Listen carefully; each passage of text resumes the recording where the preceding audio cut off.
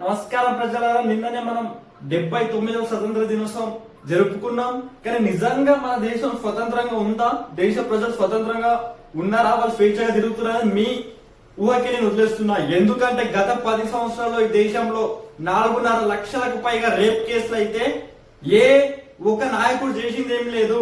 కనీసం మన ఇంట్లో ఆడపిల్లలు బయటికి వెళ్తే సురక్షితంగా వస్తారో రారో, ఇంట్లో ఉండే అక్కలు చెల్లెలు అమ్మలు వీళ్ళందరూ మన ఇంట్లో నీ ఇంట్లో ఉన్న నీ అక్క నీ చెల్లె నీ భార్య పిల్లలు ఎవరైనా బయటికి వెళ్తే మళ్ళీ రిటర్న్ వస్తారో రారో తెలియని సిచ్యువేషన్ గత 10 సంవత్సరాల్లో ఈ దేశం వెళ్ళిపోతే మనం ఇంకా ఇండిపెండెన్స్ కంట్రీగానే అనుకుందామా?